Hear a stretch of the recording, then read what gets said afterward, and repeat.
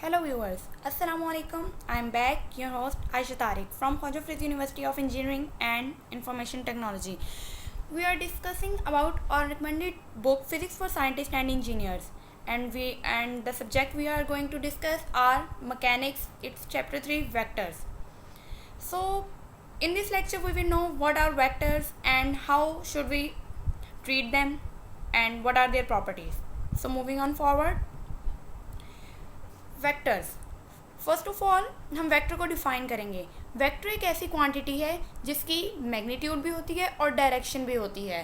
For example हम जैसे force, momentum या वेलोसिटी को ले लें तो इन सब चीज़ों की एक ख़ास डायरेक्शन भी होती है और मैग्नीट्यूड भी होती है।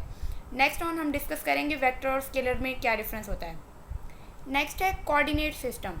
कोऑर्डिनेट सिस्टम हम बेसिकली एक परपेंडिकुलर एक्सिस लेते हैं जो 2 या 3 हो सकते हैं।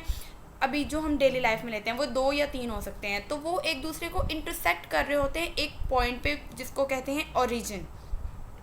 और इस कार्टेशियन कोऑर्डिनेट को हम लोग क्या कहते हैं, रेक्टेंगुलर कोऑर्डिनेट्स। इसमें रेक्टेंगुलर कंपोनेंट्स इन्वॉल्व होते हैं इसलिए। लेकिन इसके अलावा कोऑर्डिनेट सिस्टम में एक हमारे पास पोलर कोऑर्डिनेट्स भी होते हैं जिसमें आर और थीटा होता है। आर और थीटा बेसिकली इसमें आर जो होता है वो डिस्टेंस फ्रॉम ओरिजिन वेक्टर का या किसी भी पॉइंट का बताता है, जबकि थीटा एंगल बताता है फ्रॉम हॉरिजेंटल एक्सिस या पॉजिटिव एक्स एक्सिस से। और the fix axis is often called the positive x axis, और जो थीटा है वो उसे हम काउंटर क्लॉकवाइज मेजर करते हैं, यानी एंटी क्लॉकवाइज मेजर करते हैं। नाउ मूविंग फॉरवर्ड, अब हम डिफरेंस देखेंगे कार्टेशियन और पोलर कोऑर्डिनेट्स असल में होते क्या हैं और हम इन दोनों को एक दूसरे के साथ कन्वर्ट कर सकते हैं। यानी हमें कोई भी सिचुएशन कार्टेशियन कोऑर्डिनेट्स में दी हुई है तो हम उसे कन्वर्ट कर सकते हैं पोलर कोऑर्डिनेट्स में, और इसी तरह वाइस वर्सा। कार्टेशियन कोऑर्डिनेट्स में होता है एक हॉरिजेंटल एक्सिस होता है एक्स एक्सिस, जबकि वर्टिकल एक्सिस होता है वाई एक्सिस। हम कोई भी पॉइंट इसमें एज अ डॉट मेजर करते हैं, जैसे कि ये एक डॉट है P53। इसको जो फर्स्ट कंपोनेंट है वो शो कर रहा है कि एक्स एक्सिस पे से कितना दूर है, ओरिजिन में एक्स एक्सिस से कितना दूर है, और जो सेकंड है वो कह रहा है कि वाई एक्सिस के अलोंग कितनी पोजीशन है उसके थ्रू। तो पॉइंट ओरिजिन से लेके 0 से 5 पे, और जबकि वाई एक्सिस पे 3 डिजिट्स दूर, 3 पॉइंट्स दूर, तो ये पॉइंट यहाँ पे लाई कर रहा है। अगर हम इसको यहाँ ओरिजिन से मिला दें, इस पॉइंट को यहाँ ओरिजिन से मिला दें, तो ये एक इस तरह का एक्सिस बन जाएगा आर, इसका वेक्टर बन जाएगा आर। वो किसको शो कर रहा है, एक्स और वाई कंपोनेंट्स के पॉइंट को शो कर रहा है। इसी पॉइंट को अगर कंसीडर करें तो शो कर रहा है। तो जो ये वेक्टर आर है ये बेसिकली हमारे पास पोजीशन वेक्टर है, जो 0 से लेकर उस पॉइंट तक की पोजीशन को शो कर रहा है, एक वेक्टर है। और इसका जो एक्स एक्सिस से एंगल है थीटा, वो थीटा, और पोलर कोऑर्डिनेट्स में इसी तरह आर और थीटा है, जबकि ये कार्टेशियन कोऑर्डिनेट्स में हमारे पास x, y and z components होते हैं। इसी को हम मज़ीद एक ट्रायंगुलर फॉर्म में देखें तो हमारे पास इस पॉइंट का अगर हम प्रोजेक्शन लें इस लाइन पे, तो ये किसके इक्वल होगा, वाई के, और ये वाई कंपोनेंट के, और ये हॉरिजेंटल डिस्टेंस किसके इक्वल होगा, एक्स कंपोनेंट की। इसी तरह लिखा हुआ है एक्स एंड वाई, एक्स और ये आर हमारा जो पोजीशन वेक्टर हमने यहाँ पे शो किया हुआ है। तो और थीटा हमारे पास एंगल है एक्स और आर के दरमियान। अगर हम इस राइट एंगल ट्रायंगल को सॉल्व करें तो हमारे पास sine theta is equal to Y over r, cos theta is equal to x over r, और tan theta is equal to Y over x. ये हमारे पास ज्योमेट्रिकल कैलकुलेशंस हैं जो हम हर जगह यूज़ करते हैं, ठीक है। तो कार्टेशियन कोऑर्डिनेट्स को पोलर कोऑर्डिनेट्स में कन्वर्ट करने के लिए हम इन पहली 2 इक्वेशंस को अगर देखें तो यहाँ से x और y की वैल्यूज़ निकाल लें। x is equal to R cos theta और y is equal to R sine theta. तो हमें अगर वैल्यूज़ r और थीटा की फॉर्म में दी हुई हैं, यानी पोलर कोऑर्डिनेट्स में दी हुई हैं, तो हम x और y की वैल्यूज़ इन 2 इक्वेशंस के थ्रू निकाल सकते हैं। लेकिन अगर पोलर कोऑर्डिनेट्स कार्टेशियन कोऑर्डिनेट्स में हमें दी हुई है और हमें पोलर कोऑर्डिनेट्स फाइंड करने हैं, तो उसके लिए हम क्या करेंगे, थर्ड वन इक्वेशन यूज़ करेंगे, which is tan theta is equal to Y over X. हमें वाई ओवर एक्स की वैल्यू दी हुई हो तो हम डायरेक्टली उसे टेन थीटा वाले फार्मूले से इधर टेन इनवर्स ले जाएंगे और क्या वैल्यू फाइंड कर लेंगे, थीटा की। जबकि दूसरी वैल्यू इसमें क्या होती है, आर की। आर को हम लोग पैथागोरस थ्योरम से सॉल्व करेंगे, क्योंकि ये राइट एंगल ट्राइंगल है। पैथागोरस थ्योरम से सॉल्व करेंगे, R is equal to square root of X square plus Y square. इस तरह अगर हमें एक्स और वाई में वैल्यूज दी हुई हों तो हम उसे आर और थीटा में फाइंड कर सकते हैं।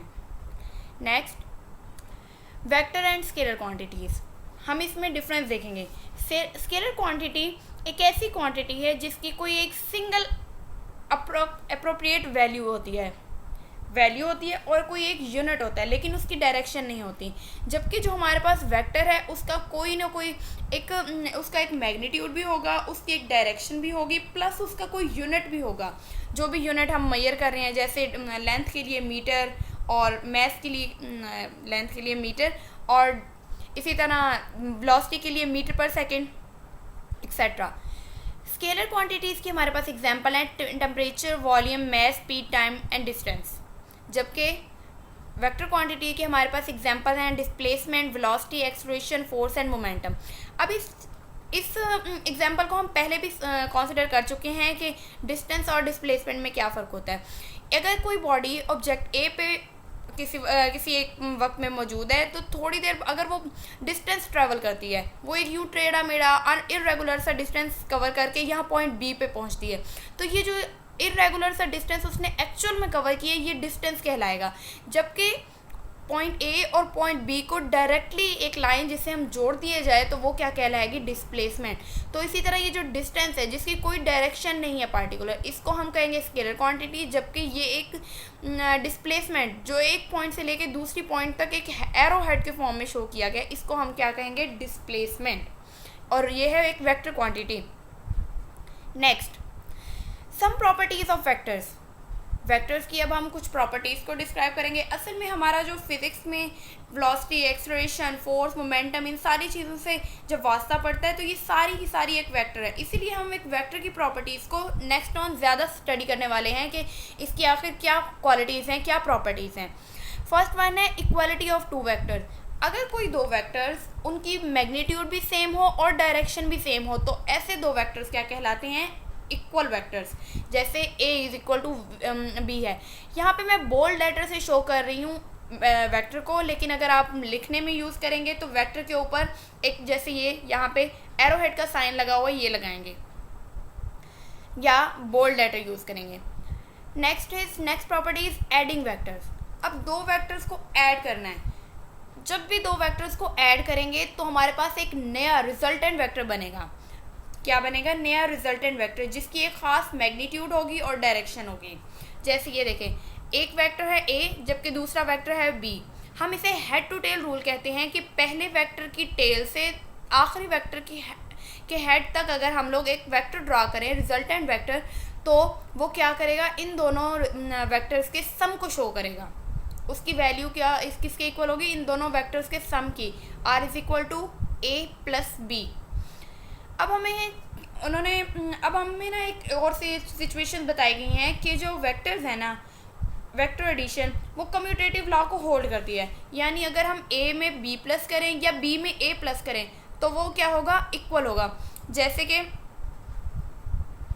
इसमें शो किया हुआ है कि अगर ये वेक्टर a है और ये वेक्टर b है, इसका रिजल्टेंट इक्वल आएगा। अगर हम b को इस तरफ शो कर दें और a को ऊपर शो कर दें तो देखें a में b ऐड कर रहे हैं या b में a ऐड कर रहे हैं, रिजल्टेंट वेक्टर क्या बन रहा है, सेम बन रहा है। पोजीशन सिर्फ चेंज किया हमने, डायरेक्शन मैग्नीट्यूड सेम रखी है b की भी और a की भी। हमने सिर्फ एक दूसरे के लिहाज से पोजीशन चेंज की कि पहले a को लगा दिया फिर बाद में b को लगा दिया, इस तरह। लेकिन जो रिजल्टेंट वेक्टर है वो दोनों सिचुएशंस में सेम आएगा, इसीलिए कम्यूटेटिव लॉ होल्ड करता है वेक्टर्स एडिशन के लिए। Next one is associative law of addition.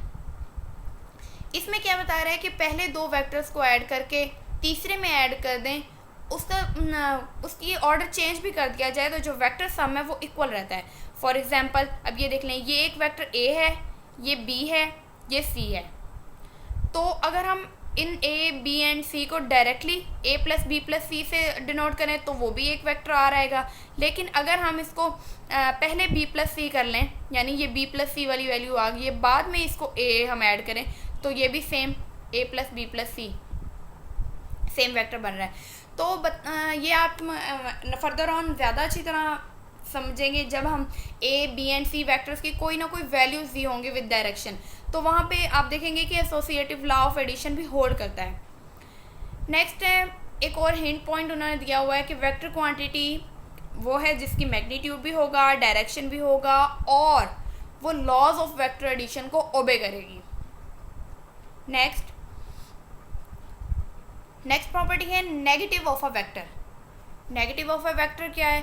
कोई भी ऐसा वेक्टर जो किसी वेक्टर में ऐड किया जाए और रिजल्टेंट जो है ज़ीरो आ जाए तो वो उस वेक्टर का नेगेटिव वेक्टर कहलाएगा। या हम किसी भी वेक्टर की डायरेक्शन चेंज कर दें तो ये माइनस साइन इस वजह से आ जाता है। डायरेक्शन चेंज कर दें, एक वेक्टर है उसकी डायरेक्शन चेंज करके ऐड कर दिया जाए आपस में तो रिजल्टेंट क्या आ जाएगा? ज़ीरो। तो ऐसे वेक्टर को क्या कहते हैं? Negative vector. Next property subtracting vector. Subtracting vector भी वही सेम हो गया, a माइनस बी किसके इक्वल होता है? असल में माइनस वेक्टर्स में होता नहीं है, बस हम a के जो दूसरा वेक्टर है उसकी डायरेक्शन को इन्वर्स कर देंगे तो वो माइनस बी आ जाएगा। ये माइनस साइन डायरेक्शन को शो करता है कि a और b की जो डायरेक्शन है वो ऑपोजिट है, a माइनस बी।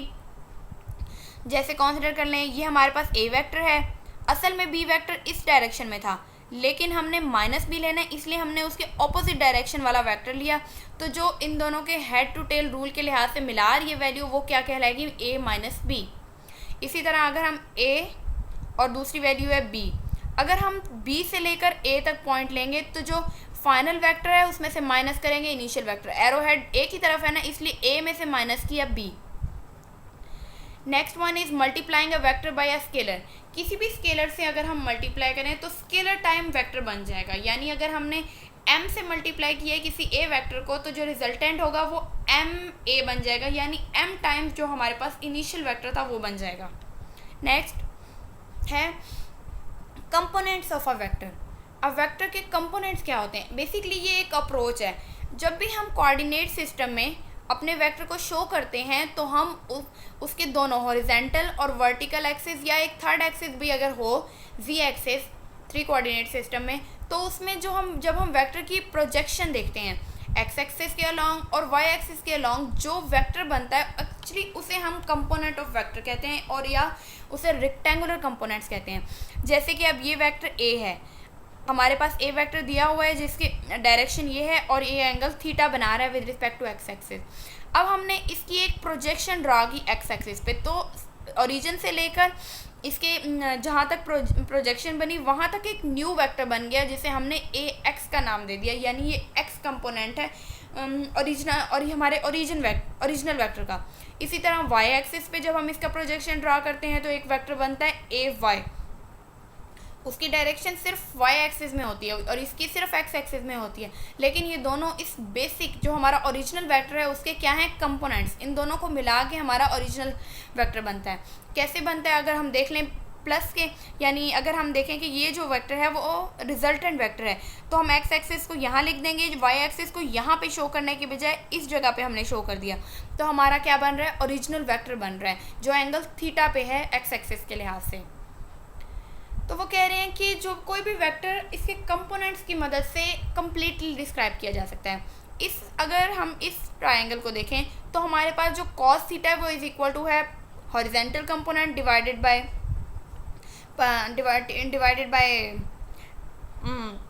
क्या नाम था ax ओवर a, जबकि sine theta is equal to है ay ओवर a। इसी को हमने रीअरेंज किया तो हमारे पास हॉरिजेंटल कंपोनेंट और वर्टिकल कंपोनेंट की मैग्नीट्यूड की वैल्यूज आ गई। ax is equal to a cos theta, ay is equal to a sin theta.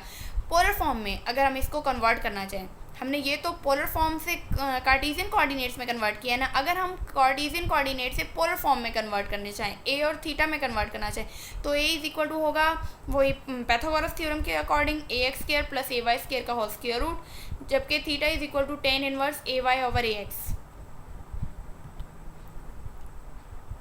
Next है यूनिट वेक्टर। यूनिट वेक्टर एक डायमेंशनलेस वेक्टर है जिसका मैग्नीट्यूड 1 होता है अब यूनिट वेक्टर बेसिकली हम किसी भी मैग्नीट्यूड के साथ अगर लिख दें तो वो उस मैग्नीट्यूड को एक वेक्टर में कन्वर्ट कर देगा, यानी वो बताएगा कि इतने मैग्नीट्यूड का ख़ास जगह पे एक वेक्टर मौजूद है जो हमें डायरेक्शन उसकी कौन शो कर रहा है, ये यूनिट वेक्टर। इनकी मैग्नीट्यूड क्या होती है, आई की, जे की, के की 1 होती है। इनको आई, जे और के लिहाज से डिनोट किया जाता है। अगर हम देखें कोऑर्डिनेट सिस्टम के अलॉन्ग तो हम एक्स एक्सिस के अलॉन्ग जिस यूनिट वेक्टर को स्टडी करते हैं वो है आई, वाई एक्सिस के अलॉन्ग जे को और जी एक्सिस के अलॉन्ग के को। आई, जे एंड के, एक्स, वाई एंड जी, इनके अलॉन्ग जो यूनिट वेक्टर्स हैं वो क्या हैं, आई, जे एंड के। अब हम नेक्स्ट फोकस करते हैं वेक्टर्स कैसे शो कर सकते हैं हम यूनिट वेक्टर्स के फॉर्म में। तो अगर कोई भी हम वेक्टर ए कंसिडर करते हैं, हमने पहले ही कहा है कि वेक्टर्स के अगर 2 डायमेंशन में हम देखें तो 2 कंपोनेंट्स हैं, एक एक्स एक्सिस के अलॉन्ग और एक वाई एक्सिस के अलॉन्ग। तो जो भी हमारे पास ये एक्स कंपोनेंट है उसको ए एक्स, उसमें मैग्नीट्यूड होगी प्लस डायरेक्शन होगी। मैग्नीट्यूड को हम सिंपल विदाउट बोल्ड से, हम वेक्टर को बोल्ड से शो कर रहे हैं, जबकि मैग्नीट्यूड को विदाउट बोल्ड यानी सिंपल फॉर्म में शो कर रहे हैं। तो a x I unit vector basically उसकी डायरेक्शन शो कर रहा है। जैसे ये एक वेक्टर था, इसका x component a x I unit vector है और वाई कंपोनेंट ए वाई जे यूनिट वेक्टर है, जैसे कि ये लिखा हुआ है। तो हमारे पास जो टोटल वेक्टर, अब ए एक्स और ए वाई की वैल्यू हम इसमें पुट कर दें तो हमारे पास जो टोटल वेक्टर ए बन जाएगा वो क्या बन जाएगा, a x I unit vector plus a y J unit vector. ये तो होगी वेक्टर की रिप्रेजेंटेशन यूनिट वेक्टर के लिहाज से। इसी तरह हम पॉइंट को भी, किसी एक पॉइंट को भी पोजीशन वेक्टर आर की मदद से किसी रेक्टेंगुलर कंपोनेंट्स में शो कर सकते हैं। जैसे rectangular components x and y axis आ गई। तो अगर हमारे पास ये कोई पॉइंट था x and y, consider let कर लिया ये एक पॉइंट था, अगर हम ओरिजिन से लेकर इस पॉइंट तक एक वेक्टर ड्रॉ करें तो वो क्या कहलाएगा, पोजीशन वेक्टर आर। इसके अब हमारे पास प्रोजेक्शंस एक्स और वाई एक्सिस पे ये होंगी। हम जो नॉर्मल लेते हैं ना किसी भी वो वेक्टर को, पोजीशन वेक्टर के जो कंपोनेंट्स होते हैं हम उन्हें एक्स आई यूनिट वेक्टर प्लस वाई जे यूनिट वेक्टर लिखते हैं। और ये एक्स और वाई हमारे पास मैग्नीट्यूड्स हैं, एक्स कंपोनेंट की और वाई कंपोनेंट की। नेक्स्ट है हमारे पास rectangular vector, resultant vector in 2 dimensions. Consider किया हमारे पास ये एक वेक्टर ए है और ये दूसरा है वेक्टर बी। अब इन दोनों को हमने सम लेना है, तो जो हमारे पास रिजल्टेंट वेक्टर बनेगा वो हेड टू टेल रूल के अकॉर्डिंग फर्स्ट की टेल से लेकर लास्ट के हेड तक ये रिजल्टेंट वेक्टर बन गया। अब हमारे पास एक्स, इन सारी चीज़ों मतलब जो हमारे पास वेक्टर्स हैं ना, इनके हम रेक्टेंगुलर कंपोनेंट्स ड्रा करते हैं प्रोजेक्शन डाल के। देखिए अगर हम इसका प्रोजेक्शन यहाँ पे डालें तो ये हमारे पास ए एक्स है, यानी एक्स का हॉरिजेंटल कंपोनेंट, और यहाँ पे अगर इसकी प्रोजेक्शन लेके जाएं तो ये ए का परपेंडिकुलर कंपोनेंट है क्योंकि ये वाई एक्सिस के अलॉन्ग है ना। इसी तरह बी का, बी यहाँ से स्टार्ट हो रहा है जहाँ ए एंड हुआ है और बी का एंड यहाँ पे हुआ है जहाँ तक, तो ये वाली जो वैल्यू होगी, जो ये इतनी सी वैल्यू होगी, ये हमारे पास क्या कहलाएगी, बी का हॉरिजेंटल कंपोनेंट बी एक्स। और इसी तरह ए के एंड से स्टार्ट हुआ है तो मीन्स जहाँ पे ए वाई ख़त्म हुआ था वहाँ से लेकर और बी जहाँ तक एंड हो रहा है ये आ गया, तो ये बी का वाई कंपोनेंट है, वर्टिकल कंपोनेंट है। जबकि हमारे पास आर जो वेक्टर है वो यहाँ स्टार्ट से लेके बी के एंड तक जा रहा है, यानी ये यहाँ इस पॉइंट से लेकर बी के बिल्कुल एंड पॉइंट तक ये सारा हॉरिजेंटल कंपोनेंट है of resultant vector R X. और इसी तरह ये रिजल्टेंट कंपोनेंट है of R Y, vertical component है हमारे रिजल्टेंट वेक्टर का। तो इसी तरह हमने लिखा हुआ है कि अगर हम एक आर रिजल्टेंट वेक्टर लें और उसमें दोनों वेक्टर्स को प्लस करें ए और बी को, और हमें पता है कि ए को हम लोग एक्स हॉरिजेंटल कंपोनेंट्स के अलॉन्ग कैसे a x I unit vector plus a y J unit vector, इसी तरह बी को बी एक्स आई unit vector plus B y जे यूनिट वेक्टर। तो जो कोरेस्पॉन्डिंग वेक्टर्स होंगे, आई यूनिट वेक्टर वाला आई यूनिट वेक्टर में प्लस होगा और जे यूनिट वेक्टर वाला जे यूनिट वेक्टर में प्लस होगा। देखिए ना, एक्स कंपोनेंट दूसरे एक्स कंपोनेंट में प्लस होके एक आर एक्स की वैल्यू बना रहा है, जबकि वाई कंपोनेंट दूसरे वाई कंपोनेंट में प्लस होके आर वाई की वैल्यू बना रहा है। तो हमारे पास a x plus B x I unit vector, a Y plus B y J unit vector. हमारे पास जो रिजल्टेंट वेक्टर है असल में उसकी भी एक्स और वाई कंपोनेंट्स हैं, उसको हमने शो किया। अब हमने इन दोनों इक्वेशंस को कंपेयर किया कि रिजल्टेंट कंपोनेंट्स का एक्स कंपोनेंट जो है वो A x plus B X के इक्वल आ रहा है, जबकि वाई कंपोनेंट ए वाई प्लस बी वाई के इक्वल आ रहा है। अब अगर हम इसे पोलर कोऑर्डिनेट्स में कन्वर्ट करना चाहते हैं तो आर की मैग्नीट्यूड क्या आएगी, वही पैथागोरस थ्योरम से R X square plus R Y square, basic तो इसकी ये है ना इक्वेशन। अब आर एक्स और आर वाई की वैल्यूज़ हमने पुट कर दी सिंपली। इसी तरह डायरेक्शन कैसे निकालेंगे, टेन थीटा के थ्रू। यहाँ से tan theta is equal to R Y vertical component divided by horizontal component R Y over R X. हम एक जो रिजल्टेंट वेक्टर निकला है ना हमारे पास आर, इसके पोलर कोऑर्डिनेट सिर्फ फाइंड कर रहे हैं, ए और बी के फाइंड नहीं कर रहे, क्योंकि हमारा अब हमने दोनों वेक्टर्स को ऐड कर लिया तो हमारा कंसर्न सिर्फ रिजल्टेंट वेक्टर से है कि वो हमें क्या वैल्यू दे रहा है। आर वाई की वैल्यू ऊपर पुट कर दी और आर एक्स की वैल्यू नीचे पुट कर दी, ये आर एक्स और आर वाई की वैल्यूज दी हुई हैं। नेक्स्ट है रिजल्टेंट वेक्टर इन 3 डायमेंशन। पहले हम 2 डायमेंशन ए एक्स और ए वाई की बात कर रहे थे, अब हमारे पास एक थर्ड डायमेंशन ए जी भी आ गई। इसी तरह बी एक्स और बी वाई प्लस बी जी भी आ गई। तो जो हमारे पास रिजल्टेंट वेक्टर बनेगा उसमें आई यूनिट वेक्टर वाले आपस में ऐड हो जाएंगे, जे यूनिट वेक्टर वाले आपस में ऐड हो जाएंगे और के यूनिट वेक्टर वाले आपस में चेंज हो जाएंगे। डायरेक्शन के लिहाज से हमारे जो हैं वेक्टर्स के मैग्नीट्यूड्स ऐड होती हैं। तो हमारे पास रेक्टेंगुलर कंपोनेंट्स में आर, तो वैसे ही हमारे पास 3 कंपोनेंट्स हैं। अब ये 3 कंपोनेंट्स इन दोनों इक्वेशंस को हम लोग कंपेयर करेंगे तो ये आ गए। इसी तरह हम और उसके next on polar coordinates find करेंगे। आर हम लोग पैथागोरस थ्योरम से फाइंड करेंगे और जो थीटा है वो एक्स एक्सिस के अलोंग हम आर एक्स ओवर आर से फाइंड करेंगे। इसी तरह वाई और जी एक्सिस के अलोंग हम cos theta y cos theta z करके फाइंड करेंगे कि हमारा, वैसे हम लोग एक्स एक्सिस के अलोंग ही सिर्फ देखते हैं ना कि हमारा जो भी रेक्टेंगुलर कंपोनेंट है उसका एक्स एक्सिस हमारे हॉरिजॉन्टल एक्सिस से कितना डिस्टेंस है। नाउ तो ये हमारा आज का टॉपिक था, उम्मीद है आपको समझ आ गई होगी। इसमें हमने पूरा चैप्टर 3 कवर किया है। नेक्स्ट ऑन इंशाल्लाह चैप्टर 4 लेके आपके सामने आऊँगी। अगर आपको मेरी वीडियोस पसंद आई तो प्लीज़ लाइक और सब्सक्राइब करें। Thank you.